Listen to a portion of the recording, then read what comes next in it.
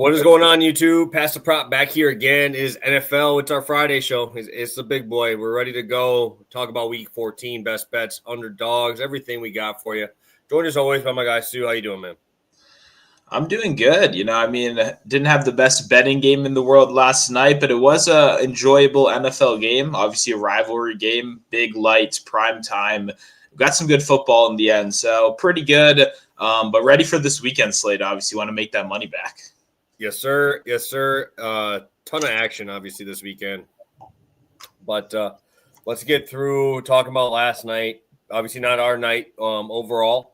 Especially for me with the Jordan Love spot. I was surprised at how well they ran the ball. I was not expecting them to run it as much as they did. That first half just was kind of a killer, right? I think he only had like 3 or 4 the whole first half completions. So that one kind of sucked, but there's not much you can do on that, right? Obviously, I thought they would throw the ball a lot more than they did. But I guess, I don't know. I'm not really going to give them too much props in that game.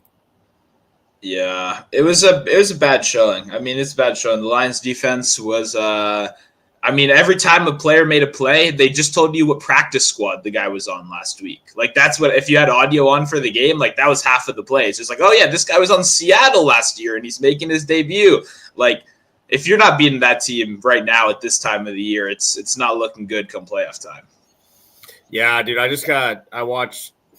Obviously, I'm coming from a biased perspective, but man, dude, I couldn't get over like 4 of those calls, bro, or no calls in that game, bro. Like that shit was crazy, man. Like, and they were like in the open field. So, like if it's in the trenches, it is what it is. But I watched a dude get pulled down by his jersey, bro, like on a hole, and then you get a fucking completion out of it, push off on the offensive pass interference on that last one, like. I don't agree. Nixon should have just like stopped playing, but just like shit like that. But it is what it is. Obviously, we both took a L there on that one last night. Yeah, Jacobs was out there for like receiving downs. He's just pass blocking. I guess the memo on Jordan Love is just bring the house because that's what Detroit did. Like Detroit had nobody on defense, so their solution was just bring the house. So Jacobs was really pass blocking on all those pass downs. So unfortunate. And also Love doesn't really love to dump it down either. You could tell he had Jacobs a couple times, but he wants to make the big play, which, makes sense against the Lions, but obviously it was not good for our bet right here. Yeah, I was kind of surprised with the game plan there. Obviously the 3 points were the 3 points. The books got it right on the number there. If you got in early, you got the 3.5. Shout out to you guys for grabbing that, but yeah, I'm good with just kind of getting out of that game. My God, I don't know. I don't know how I feel about the NFC right now because I honestly don't like every single one of these games with the Lions like 3 points unless they're playing some shit team. You know what I'm saying? Like I don't know, and especially like I want to hear your thing before we get into the stuff because obviously we're going to move a little bit quicker today. What's your thought about going for it? On a 4th and 1. I thought that was the dumbest thing in my entire life. We had no timeouts left. There was no timeouts. Like what do you gain from that? Jordan Love has not done well in those situations, and that's coming from a Packer fan. Is that not just the dumbest thing you've seen in a long time? It was truly insane. It was like I actually couldn't believe that they were doing that. I thought it was like a false start or whatever, like trying to get them off sides or something. Like the fact that they actually ran that play, I was completely shocked. But it's Dan Campbell. It's that philosophy that they buy into. I'm just curious, like, do they do that in the regular or in the playoffs too? That's what I'm saying. That's going to cost them, bro. They're going to lose a game because of that. And then everybody's going to be like, oh, they're really good regular season. You just know that narrative's coming around. You know it's going to start coming around because, like, there was no point. Like, the Packers had no timeouts. There's 30 seconds left. Yeah. And if they would have, I know people are calling for him to be down because he went down right away. That I don't agree with because obviously I saw him trip. But these people are, you know how Twitter gets, right? I'm a diehard Packer fan, but I'm not like going into like conspiracy shit for a win here because it's already done. But all it took was that outside guy blitzing to just touch Goff because he fell over. And he just falls down, and you go 10 yards, 20 yards, and it's over, and you lose. Like, Worst case scenario, you go to overtime at home. Otherwise, we've seen McManus hit 3 game winners this year. You know what I'm saying? They only have to go 20 yards. Like, I don't know, man. I don't know. I don't get it. Crazy. Yeah, my only thing was I just had Jacobs bets across the board, so I was just praying that they would fail. Obviously, I needed 2 more Jacobs rushing yards for a bunch of bets to hit, which obviously didn't end up happening. So I was kind of like, I felt like it was a blessing almost, like the Lions gave us a chance to hit some of our props, but then they ended up getting it anyway. But yeah, that was kind of insane. Like, that was one of those that I think just took every football fan by storm. But at the end of the day, my take is that the Lions make good decisions at such a high rate compared to the rest of the league that they can afford to do some dumb shit like this and still break even. Like, it's kind of, they're like the plus EV betting of like, of like real life football, where like they're just taking value across the board in whatever their mind that is. And it works out a lot. It's just cases like this are kind of insane and can really blow up your season. I agree with you about up until the point of where it's like actually going to cost a game. Like, that was 30 seconds left in the game. Like, do I mind going for it on your side of the field on the 4th and 1 in like the second quarter? No, because you're a better team than most of these teams out there. But when it's a tie game, 30 seconds left, bro, that's different. That ain't the same thing. So, I have I don't know. I just have a feeling something's going to happen like that, So, not much else to say on that one. But we have a great slate. We got 35 great viewers in here ready to go. First couple minutes. We appreciate you jumping in there. Still over that 10 unit mark. Looking for a bounce back here. I'm excited to talk about this slate with you. So I guess let's just look overview here, Sue. What is like I said, is it doesn't have to be your favorite prop game? Maybe it's the one that you want to watch. What's the game sticking out to you? Yeah, I mean, this is an interesting week because there's like not the marquee matchups necessarily, but I kind of like some of these uglier games. I think for me, we'll talk about it more at the props. I think like Raiders Buccaneers sneakily is going to be a game I'll be tuning into for a good amount of it. Like, neither of these defense are particularly great. Both teams kind of are predictable in what they do as well. And I mean, O'Connell looked kind of good to me last week. So at the bare minimum, I need to watch again to make sure that like my eyes didn't totally deceive me, because I talked a lot of shit on him before last game, and he proved me wrong. He looked very good. And I know the Chiefs defense kind of fell off a cliff after some injuries, but still, they're still better than the Buccaneers. Like, the Buccaneers blitz and play a lot of zone, but you can pick apart that zone. And O'Connell kind of profiles as a guy that sneakily could do that. So I need to just see if it's real. I need to see if like he's actually not as terrible as I thought. And then the Buccaneers, for me, they always give an entertaining game. Like, I think the over is probably pretty solid in that one. Like, I don't know. It's a little bit uglier, but I definitely will be watching that one during the 1 o'clock slate. Yeah, I think for me, it's definitely going to Narrative Street, Kirk Cousins, Atlanta. I think it kind of has to be, especially since it's in Minnesota, right? So I think it's going to be a fun game. I'm curious if they're going to bring the hate up there, if it's going to be like one of those, where they come in and they boo them. I mean, dude. Probably not. Kirk went through some shit up there in Minnesota. Those guys, like, that team was shit. And Kirk found a way to, push them into playoff contention a lot of those years. So, you always are curious how that goes when you have a guy coming back for the first time. But 6 years there, I'm excited for that game, and I think it'll be a good one there. That would definitely be mine. While we're on looking over on the overview here, Stu, we got some big boy dogs here. I'm gonna go with let's go. I'll even give you up to the 2.5 because I'm seeing a few 2.5 lines out there, but that's giving us plus 125 on the money line. Is there a spot you're looking at here for dogs? We gotta keep this hot, man. We gotta keep it hot. There's a lot of tempting ones too. I mean, I think I came into the week looking at the Bears as kind of the team I was going to pick, but there's actually some bigger, uglier dogs on the slate that I like more. I already talked about the Raiders. I was going to say them. I'm going to pivot one more time again, and I'm going to go to a team that I haven't bet on all year long. I'm going to bet on the Jets this week at +6 because the Jets, like, one of my key rules is don't take bad teams. And the Jets are a bad team. So it's kind of, it hurts that a little bit right there. They're dealing with some injuries. But there's another rule that's really important here. And it's don't take Tua as a 6-point favorite or more. Like, what are we doing?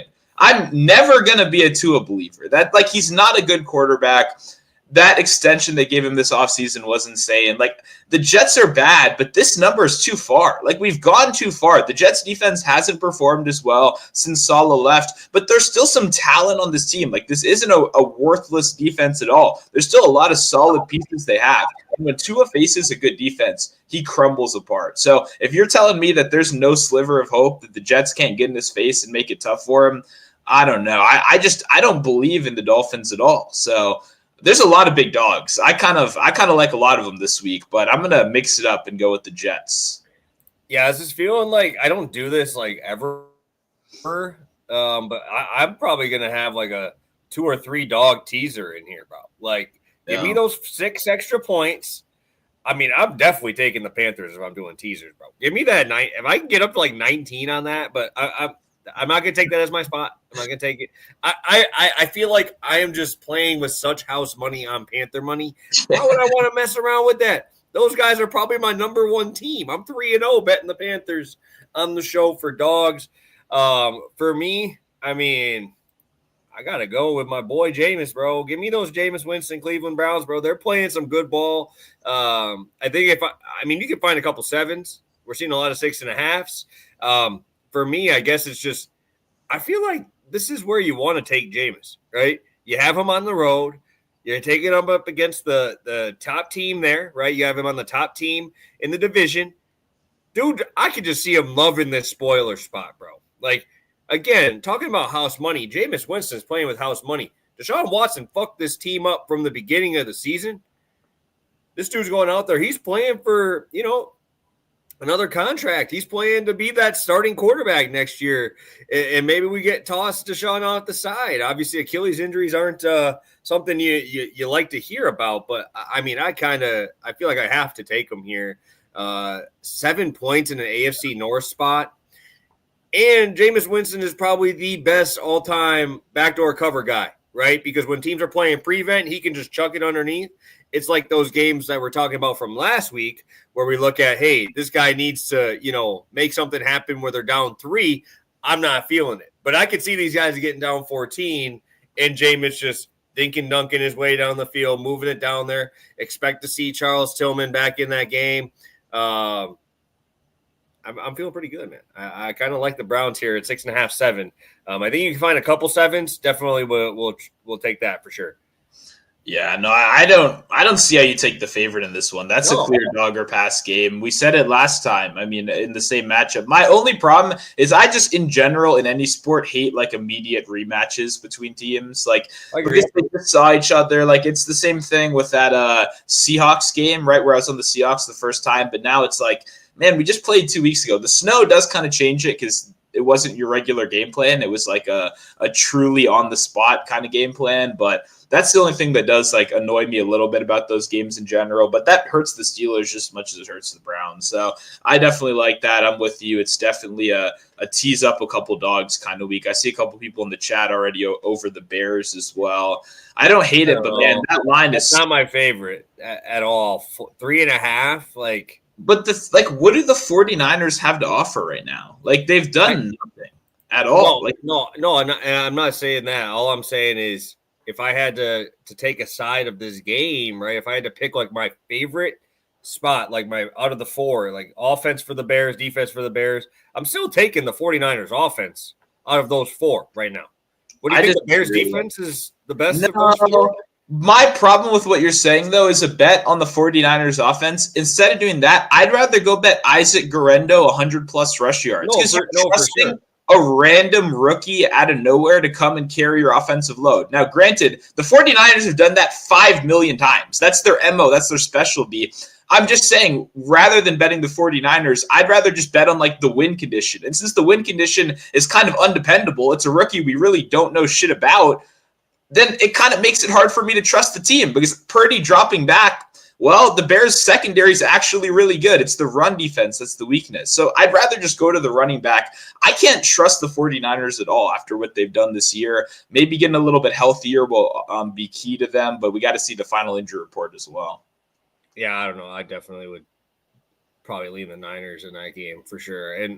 But my thing is too is like honestly, I wouldn't even bet Garendo. What I would be betting is like Debo.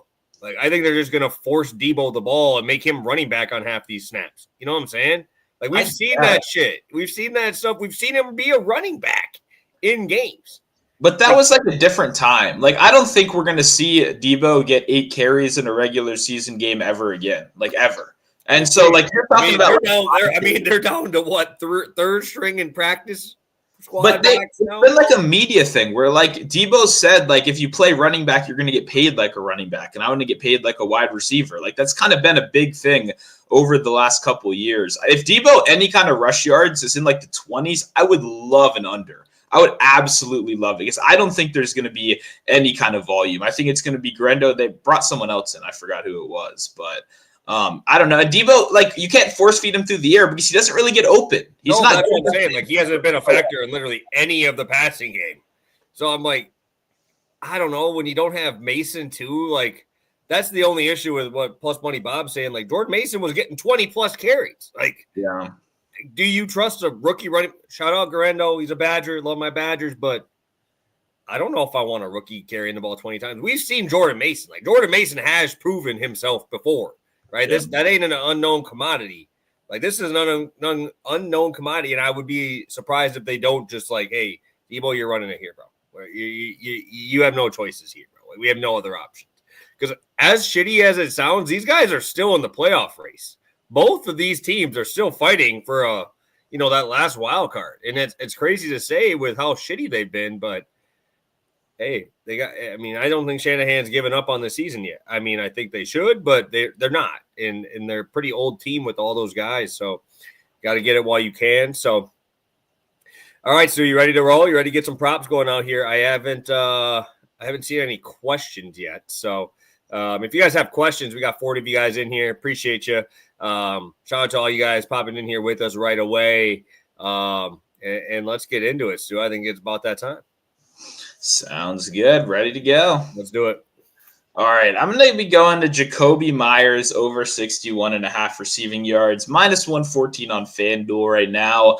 Man, for me, Jacoby Myers is like, we bet on him a lot sneakily at the end of last season. Like he was really popular on the show if you were watching then. And if you remember, that kind of coincided with AOC becoming quarterback and finding just a lot of trust in the 2 wide receivers that they had at the time. And then when Devontae Adams obviously got injured, he was not playing towards the end of the year. That's when we really saw Jacoby Myers go off. And now we're kind of seeing the same thing again this year where Myers has really looked good as the wide receiver 1.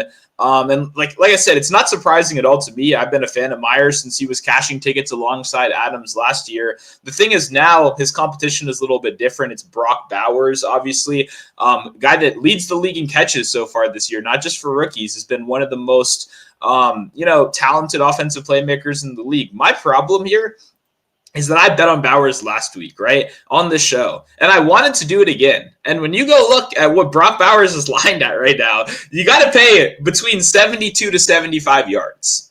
And sure, he might be the 1A on this team, but Myers is a really close second in terms of being the 1B. And I do not think there should be a 14-yard difference separating the wide receiver 1 on a team versus the tight end 1 on a team, especially when the matchup is equally as good for both of these guys. Like the Buccaneers are a top 10 passing defense in general, so you're going to have a lot of success passing on them no matter what. But we've seen wide receiver 1s have a lot of success against them, especially zone beaters as well. Jacoby Myers is great against the zone, and the Buccaneers are a top 3 zone defense in the league. They're going to run a ton of that. The other thing they're going to do is they're going to blitz the hell out of you. They send pressure.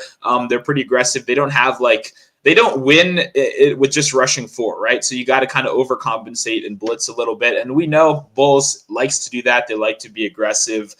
So I think that's going to resort in having to lock into your first read. We've seen a 31% first read target share over his last 5 games coming in. Like, I just don't see any reason why I wouldn't be interested in this prop right here. I think there's going to be offense on both sides. I was impressed in O'Connell. I came into this week actually wanting to bet on the Raiders, something I haven't done in a long time. I don't mind Brock Bowers at all. He has a good matchup, but when you've got a guy that's putting up those kind of numbers, I think he's going to be the defense's priority. Like, when you look at how they're game planning, Brock Bowers over the middle, I think is going to be one of the things that they lock in on the most. And I think Jacoby Myers, he can just win in so many different ways. That's kind of what it is. Like, you get him a bubble screen, you can target him down the field. The Buccaneers have struggled against explosive plays so far this year. There's just so many different, for me, like, avenues here. When you got a guy like Myers who can do it from the slot, he can do it outside. Like, Bowers is fantastic. He's just a little bit more limited. I think everyone knows a little bit more what he's going to do. And if you can take away that middle of the field, that short and intermediate, and make O'Connell work, then I'm into it right here. O'Connell was actually throwing the ball down the field. He had like a 9.7 yards per attempt. He seems like a 5 yards per attempt kind of guy to me. Like, he always struck me as a little bit of a check down guy. So seeing him aired out a little bit more, I was impressed by that. Final thing I'll say, outside of Bowers, you've noticed I haven't mentioned anyone else. There's no competition in the wide receiver room. The wide receiver 2 is Trey Tucker. He is a literal gadget receiver. I like Trey Tucker. I'm a big fan of all these gadget guys. He either gets a 1-yard screen pass or a 50-yard bomb. There's no in between. There's no like normal route tree. Then DJ Turner behind that has barely been involved whatsoever. Like, it's Myers, Bowers, or bust. And we've got O'Connell set at a 227 passing number. So that's one I originally wanted to look at. But if we think he's going to throw for 227 passing yards, we're up against a bad Buccaneers defense. That's the reason this line is so high. Tell me where that other 130 passing yards is coming outside of Bowers and Myers. Like, I don't see it. I see room for both of these guys to have 100 yards. And, you know, AOC still not hit his passing yards. So there are just too many different avenues here. The offense is too concentrated. And Jacoby Myers is sneaky good. Like, he's just a solid above average football player that I don't think gets really the credit he deserves. So a lot of good things here, a good matchup. And yeah, I'm backing Jacoby Myers at over 61.5 receiving on FanDuel. I'd play this to like 65, 66. Yeah, man, it kind of reminds me of a guy we're going to talk about here in a little bit, a little Matthew Stafford, right? I mean, it's 2 dudes. You know, it's the most concentrated spots you're going to find, right? And we ain't bringing in Max Mayer. We ain't doing any of that, right? When they bring 2 tight ends on, it's to block, right? And I think for you, too, it also helps that we still don't even know if any of these running backs are coming back, and that just puts you in these spots where you have to throw the ball. Amir Abdullah is not a running back. He's like a slot receiver who plays running back, who's damn good out of the backfield in those spots. So that's just additional pass plays that obviously you can see Myers getting the ball there. For me, I'm heading to a workhorse. I'm heading to my boy Bijan. FanDuel and DraftKings juice these ones up to 99 and 100. You didn't find it MGM, Caesars, Rivers, everything sitting there at 94, 95. I locked in at 94 and a half, and I really like this spot, man. I know the Vikings have shown that they're a good rush defense. My thing is I don't think any of these backs they've been facing are anywhere close to as explosive as Bijan has been. They also don't have the full-on volume. This dude is now a RB1. He is not splitting anymore. He had 26 carries alone last week, right? So, I mean, that's pushing me. That's all I really need to see, right? Because even when you look at the games this year, when they played the Packers, Josh Jacobs, 9 carries only in that game, right? So, obviously, that's important. You look down, Jonathan Taylor coming off his injury in that game, only had 13 carries in that game against this Vikings defense. Then you go, the Bears have not been able to run the ball very well at all, right? Then you go to the Tennessee Titans, and they have no offense, right? It's just pretty much get behind and then chuck the ball. You have Pollard running it 8 times and Spears 3 times off his injury. But when I look at, like, you know, the better backs, right, top 10 backs, we got Kyron Williams, right? He ended up with 98. We saw Jordan Mason early in the season, 120, right? We've seen these guys who, when they actually commit to running the football, they're getting there, right? It's just like we talk about when we talk UFC. It's just you got to work the body, you got to work your jab, right? You just got to have those first 2 quarters. But we've seen them commit into the 3rd and 4th quarter, even when they're losing, sticking with that running game, because as good as Drake London's been, I mean, Bijan is by far their best offensive weapon here. Kyle Pitts ain't even a weapon. He ain't even on offense. I think he's on the bench 90% of these snaps, too. So we get that. We also get to talk about how they've been pretty poor against the pass to the running back position, right? We've been seeing them. I think it's like the 7th highest targets to running backs. And we've seen Bijan do his thing out of the backfield, man. 33 receiving yards in that game. He had 32 opportunities last week, right? That's an alpha back. That's probably Saquon when McCaffrey's healthy and Kamara. Those are the guys that are going to be touching this type of workload. And I think they've been saving him up a little bit. We're going to see him in this spot.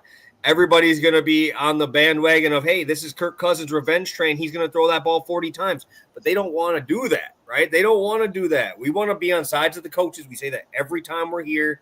Sign me up for Bijan Robinson. I really like this spot. We're seeing a rushing attempt line at 15.5, juice to the over. The receptions line is at 5.5 or 4.5 at plus 100. Like, you're going to give me 20 touches with a guy as explosive as Bijan. I only need 5 yards a tote, man. Sign me up. I'm in on Bijan again this week. I think he's going to be overlooked as everybody's going to, Kirk Cousins Street, baby. We got to stop him. Sign me up for Bijan. I think he does his thing. Yeah, and I think the big problem with that is it actually can't be Kirk Cousins' day. Like, against a Vikings team that blitzes at the level they do with an immobile Kirk Cousins that clearly cannot maneuver the pocket right now, like, you actually would be sending him out there to die if you made him drop back 45 times. Like, you can't have, like, if he's going to have a good game, it's got to be on, like, efficiency. You got to break off a couple big plays because they're going to send the house at you. They're an aggressive blitzing team, and I just have no faith that Cousins at this point in his career with coming back from injury stuff will be able to kind of maneuver that enough. I think it's going to have to be a lot of checkdowns. I think my biggest problem is just I just like the receiving yards more in general. You know, I don't know if I want to go to rushing because on paper, Minnesota has been very good against rushing. It is good to see, though, Connor just had 68 rush yards last week. Normally teams give up on the run so early or they're trailing that a lot of game script stuff kind of makes you go away from the run game, but that's probably not going to be the case here. It's going to be like a one-score game no matter what. And I think, like you said, if Bijan's at 15.5 carries, I mean, with that kind of volume, I'll take Bijan against pretty much anybody. So I think he has a really good game through the air, though. I think no way they don't have like 4 or 5 designed screen passes ready to go because you can't let him just get killed in this game. It's got to be a lot of short passing, I think.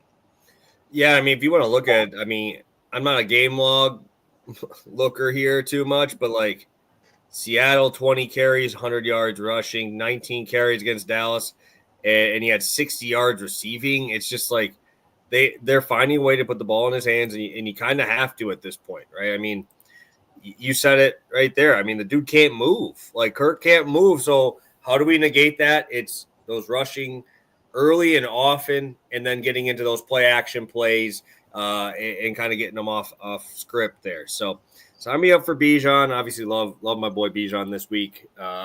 Starting to get into that, top 3, top 4 running back conversation, and every single week you're starting to see him put up more and more numbers. So, love to see him kind of getting that respect now. I guess I'll ask you, Stu, before we get to our next one. Do you want to bet on that? Do you want to?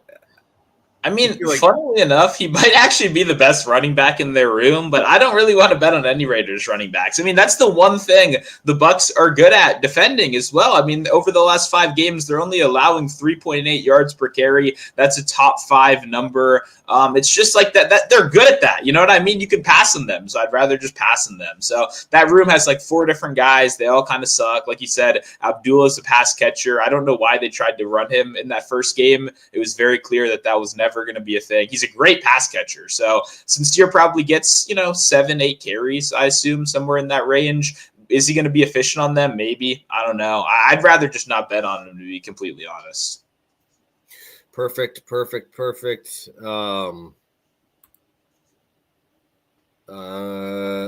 I guess this brings up something here. Do you like any of the pass catchers for the Niners there? Obviously, Ayuk injury is obviously out. They are in San Francisco, so they're not going anywhere cold. They're getting a home game here.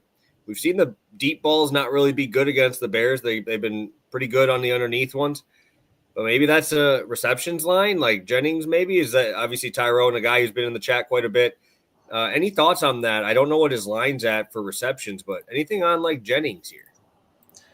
Yeah, I mean, probably. He probably does well. Like I said, I don't really believe in the 49ers offense at all right now. So that's kind of where I'm at with that game of like the Bears passing defense actually is pretty solid. So I'm not really going out of my way to back pass catchers. I think Jennings, I've talked about him a lot this year. It's just a guy I don't really trust in this range that he's being priced at. Not to say he's going to go under or anything like that. It's just not like a bet I'm excited to make. It's not a bet I'm going out and looking to. But I think Jennings should have a pretty solid game. I assume Purdy's passing volume will be, on average with the season. So it's just kind of who makes up those short yarded catches is what I'd be trying to figure out. Who no CMC, it's going to be a little less backfield targets. Like it's kind of trying to figure out who kind of solves that puzzle for me. And I don't really think Jennings is going to be the guy. But like you said, Jennings is pretty much guaranteed like 5 catches if Purdy plays. So don't mind the look. But I'm not really looking to attack the 49ers offense outside of the running game. Awesome. Well, we're heading into plays 3 and 4, guys. We got 2 plays left. If you guys could do a Flam Fam dropped in the chat first thing. Hit that like and subscribe button. We got to get them likes up. Let's get them likes up. I'll have to take a look and see where we're at so far over here. But let's head on into plays 3 and 4. Here you go, Sue. Sounds good. We're going to Calvin Ridley, longest reception over 25.5.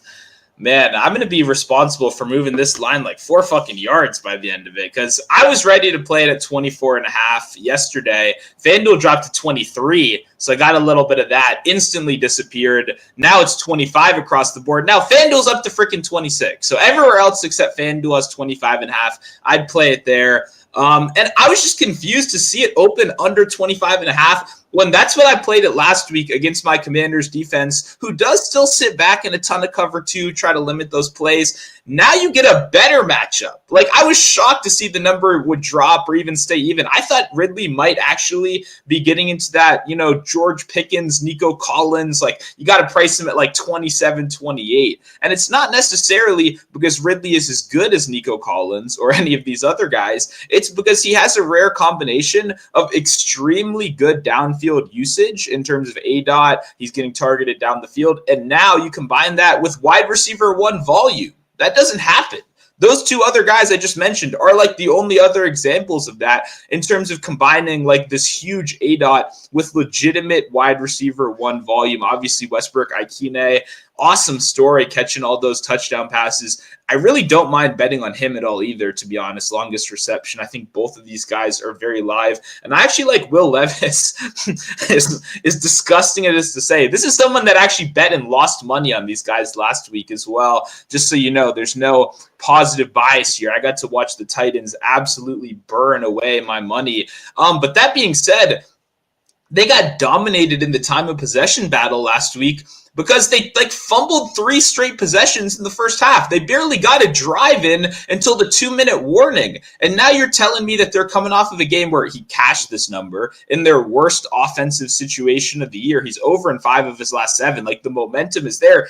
We get a fantastic matchup. I talk about the Jags almost every single week because they just can't stop explosive plays. And it's very simple. We can point to the same thing. They play a shit ton of man coverage and they don't have good corners. So when you don't have great corners and you're putting them in one-on-one man coverage with the best wide receivers in the league every week, yeah, you're going to give up some big plays. A literal 4th grader could figure this equation out. Like, it's not anything crazy. And if you've been following the plays, you could probably lock this in before I even bet it because it's the same pattern we're taking advantage of every single week. So it's a Jacksonville team that I would love to target here. I mean, it's a revenge game that adds a little bit of extra pizzazz if you care about that kind of thing as well. Going against his former team, I'm sure he's going to want to make a mark. But for me, what really jumps off the page is you got a man-heavy team, right? We see huge jumps in target share in zone versus man coverage, almost a 10% increase from zone coverage to man coverage for Calvin Ridley. You get a Jacksonville team that's top 5 in man coverage. They're bottom 5 in explosive plays allowed. It's just combining, like, Will Levis, I've said it the whole time. The reason that he's not one of these like backup quarterback kind of guys is because he's still a gunslinger. Like, he's not going to be like, if you had Kyle Shanahan coaching this team, he would not be starting Will Levis. He'd be starting fucking Allen or Mason Rudolph or any of these loser check down guys because Levis isn't going to sit there and check the ball down. He's got some flashes of Jameis. When he's in trouble, I'm going to let a 40-yarder fly. I'm going to give my guys a chance. And while that might not be the best strategy for real-life football, it is fantastic for player prop betting. So for those reasons, I love Ridley this week. I think longest reception is probably the best way to play it, just because splash plays have kind of been his specialty, and that's really what this team struggles against. So give me Calvin Ridley, revenge game. Think he has a great week. Yeah, no, I'm a Ridley fantasy owner. Feel good about him this week. I'm feeling very confident starting him here. I mean, I've been starting him, in some of these games over McLaurin, right? And I mean, he's been just consistent. Obviously, last week that does not happen very much, man. Like where you literally have, I think they had like 4.5 minutes of possession time in the first half. It's crazy. Legitimately 4.5 minutes, because it was a 3 and out on their first actual attempt, and then they got like a minute 40 in that 2-minute drive. So definitely like Calvin Ridley. I was actually going to ask you about this prop because I was looking at the longest reception. I remember us betting it for my Packers in the Jacksonville game, and I remember you talking about it. So definitely a good look. I'm actually heading back to one of my guys, all reliable, Matthew Stafford at 22.5 completions, minus 130 right now. I really like Stafford, man. I just, like last week, I'm getting another spot where I talk about this quite a bit. When you come off a shit week, you just talked about it with Ridley. I feel like I just get a really nice number here, right? Because last week was just a shit game. Like, I feel bad if you watch that Rams Saints game. Like, I feel awful for you because that game was shit. That was an absolutely god-awful game. We saw a bunch of runs, right? Kamara getting featured in there. Obviously, that's what they want to do. And then you got Stafford handing the ball off a ton to Kyron. But he only attempted 24 attempts in that game, right? 14 for 24. Obviously, a 50-yard catch in there makes those passing numbers look a little bit better, because you complete the 40-yarder over the top. But I think this is going to be a fun game. Bills are coming off of, obviously, that big win last week in the snow. Now they're heading out to LA, right? They're going to be in a dome. I think it's going to be good for the Bills. I think the Bills score quite a bit in this game. This Rams defense is Swiss cheese. If they want to run it, they can run it. If they want to pass it, they can pass it. But that's going to lead me to wanting to just roll with Stafford, because my thing with the Bills, I can't bet touchdowns, right? Because you have 3 different options that can run inside the 5-yard line. James Cook, Ray Davis, and Allen. So your guess is as good as mine. They're all shit odds on all of them, right? Then you go to the passing game. Don't know if Kincaid's playing. We got bum wrist Keon Coleman, and Cooper gets like 3 or 4 targets. Your real only option is Shakir. And I don't want to bet on Shakir with the numbers that they're putting up right now, right? So it's just very much spread out. Give me the other side. I think they're going to put up a ton of points on this Rams defense, but also Stafford at home. We know it. The dude's been an absolute wizard in dome games. You bring it back to Detroit, dude's throwing for 5,000, right? So going off of that, loss to the Eagles, right? 24 completions. The loss before that was to the Dolphins, 32 completions. When we've had both guys available, we're starting to see those average passing yards sub 7, right? He's only had 2 out of the last 5 games where his average completion length was over 7 yards. It's just because why would you not just want to put the ball in their hands? Let them do the work, keep them quick, keep them off of the ground, right? Stafford is another guy. We're not really wanting to see him run around and do anything like Josh Allen. Pure opposites. Get that guy in the passing pocket and start chucking these balls around. I want to see those screens. Got to get these guys moving, right? And when I look at this number, I just like, dude, how do they win without him chucking the ball around?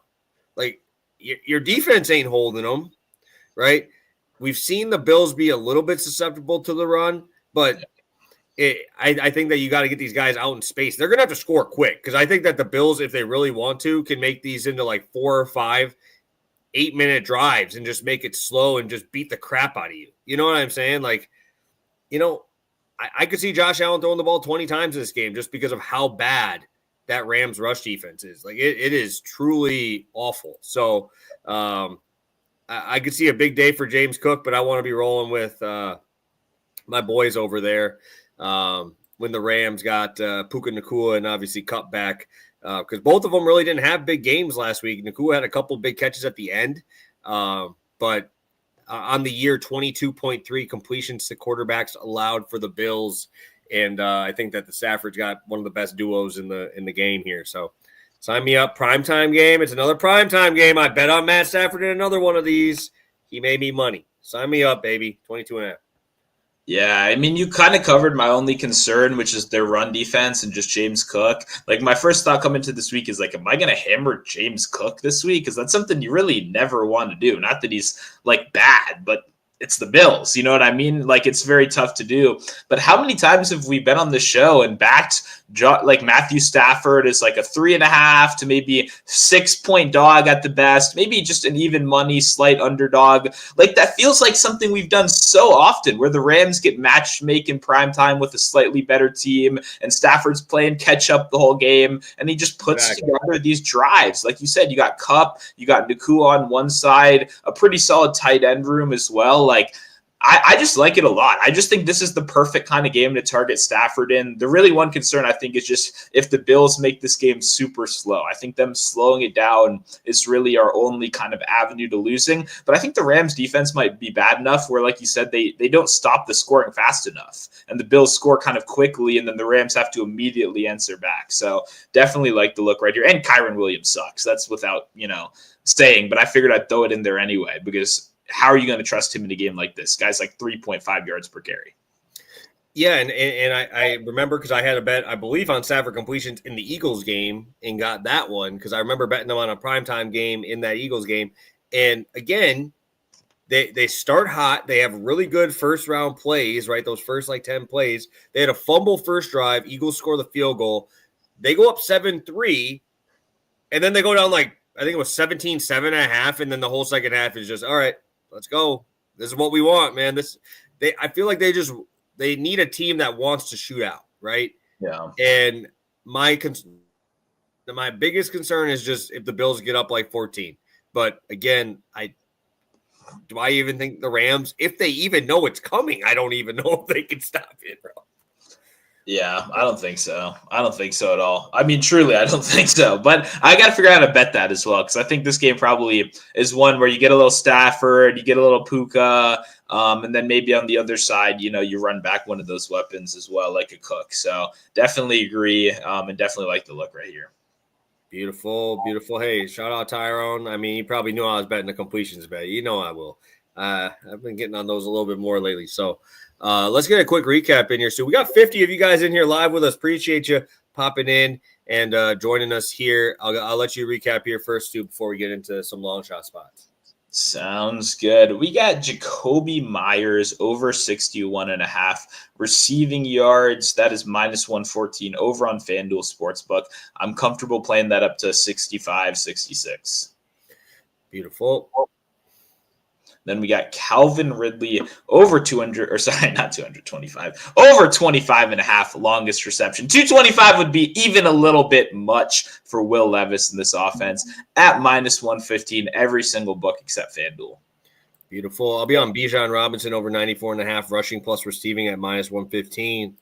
Also Stafford at 22.5. I played at 23.5. I know the bigger books are around that plus money 23.5. So sign me up for that as well. So. All right, guys, we got 22 likes. Let's get that up to 30 before we get out of here today. Let's take a look, Stu. You got any long shots for the people yet on the weekend here? I do. I got a couple. I'm trying to find the best odds right now. I've got one crazier long shot, but I don't want to lead with that one just because that one's probably going to lose. And, we want to lead with the winners over here. I'm going to go to a guy that's treated me very well. I'm going to go Trey McBride to get 10 catches at +475. Obviously, I don't think I've ever done this. You've pulled this move a couple times with the Kelseys and stuff.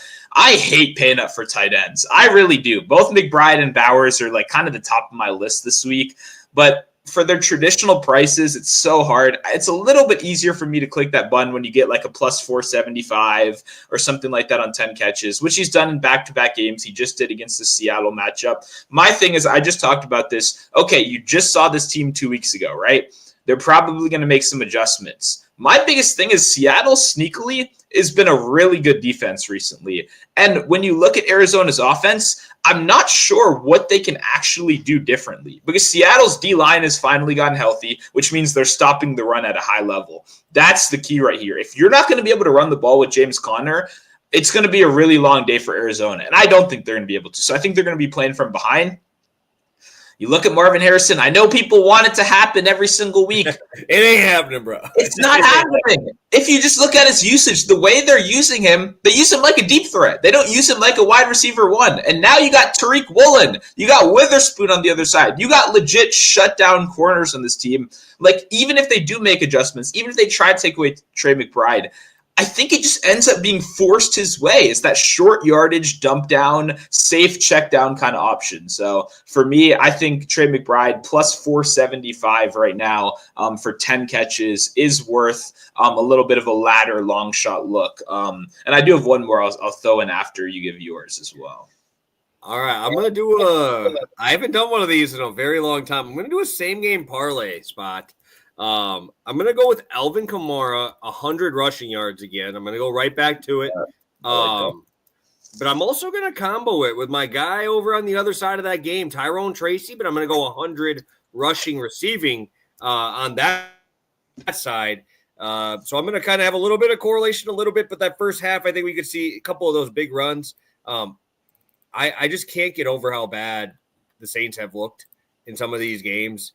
And the Giants are just dead, bro. They're just dead. And what I really liked was just seeing the volume, bro, for Alvin Kamara, right? He had 4 catches for like 3 yards last week and still dropped 20 fantasy points because the dude got 23 carries or 24, whatever, how many carries it was. This dude is obviously the focal point of this offense. When you have MVS running as your second receiver, that's gross. That means you suck, right? I mean, there's no other way around it. MVS is fucking shit. Shout out to you for actually making money on the guy. I don't know how you do it. That guy's fucking awful. Dude's literally like he was the old Christian Watson, but Christian Watson just is more athletic and bigger. So it's just like it's so hard to watch. But hey, shout out to you for making money on the guy. But we seen the Saints last week just get gashed on the ground by Kyren, and you just talked about how bad Kyren has been in those games. I actually really hope Drew Lock is playing in this one because I saw that there's like a up in the air, but I mean, how do you go back to DeVito after watching Drew Lock? He competed, right? That's all you want at this point. And obviously when I see Drew Lock, he gives you a little bit of thought process of him running the ball too. He's athletic. We saw him get that one touchdown called back to the 1 yard line. Then he got another one later in the game. I don't need a touchdown here. I just need Tyrone Tracy to get the workload. I was a little bit nervous when they announced that Singletary was the starter, but he got 2 carries to start the game, and then Tyrone came in the third play.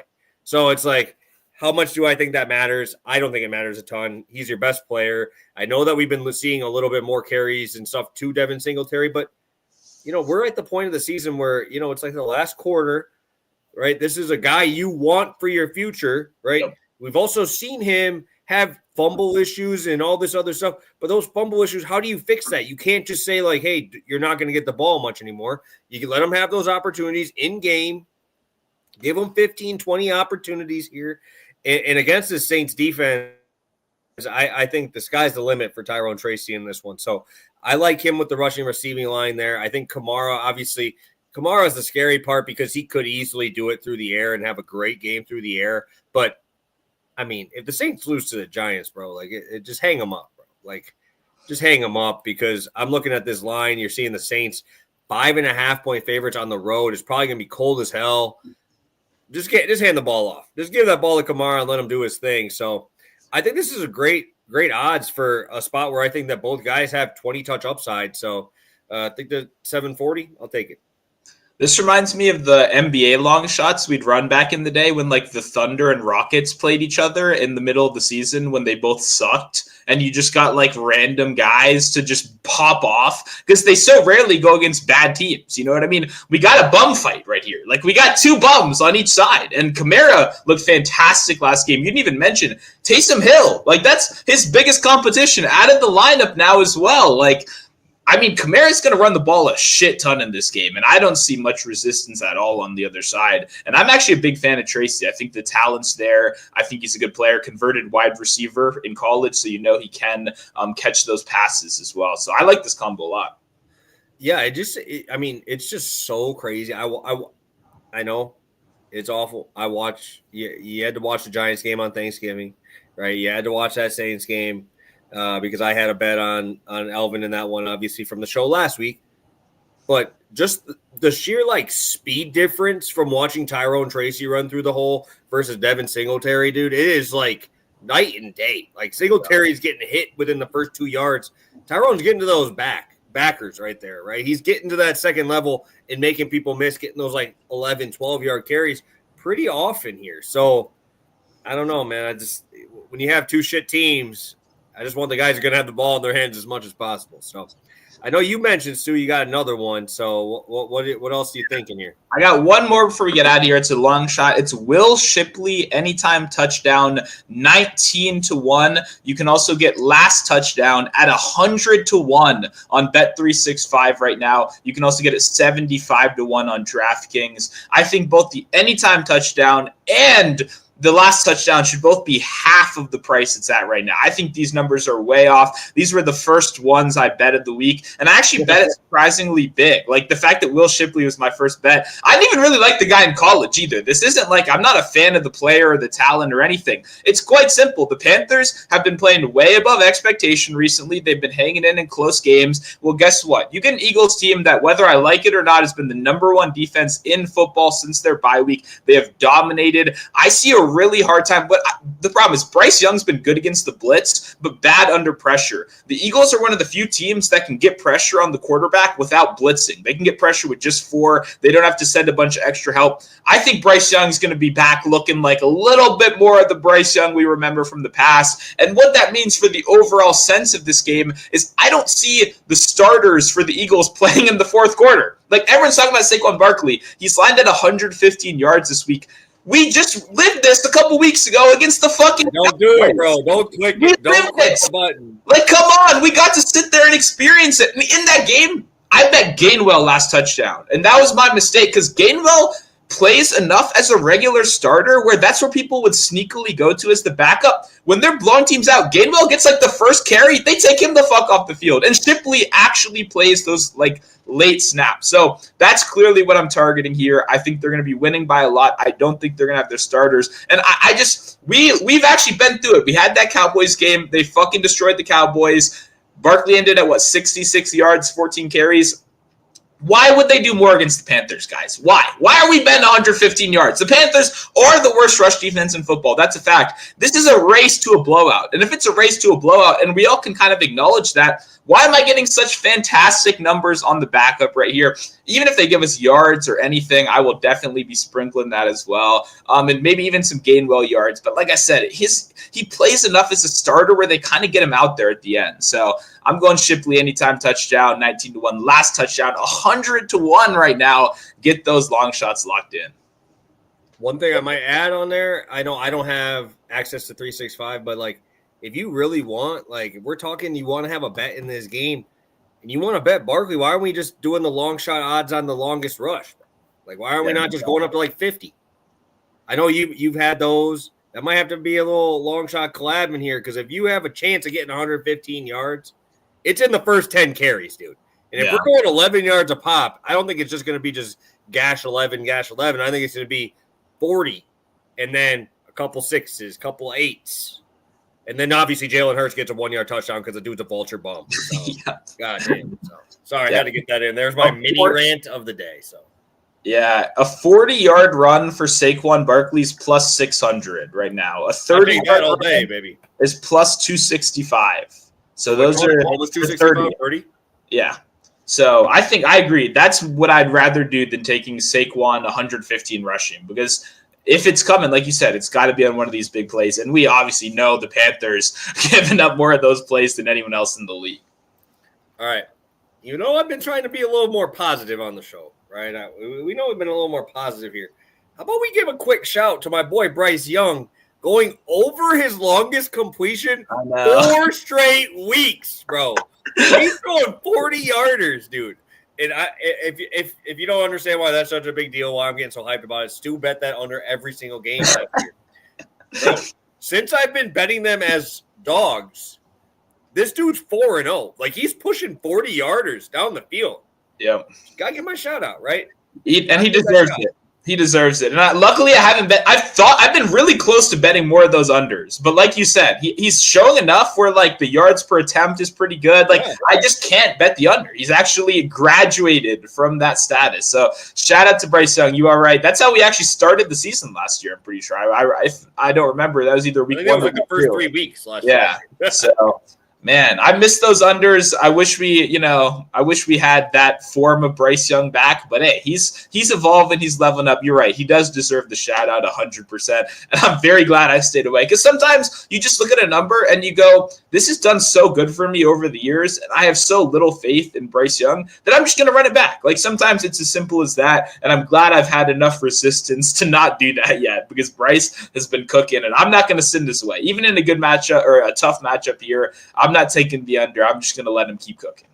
Yes, sir. Yes, sir. Well, thank you guys for tuning in.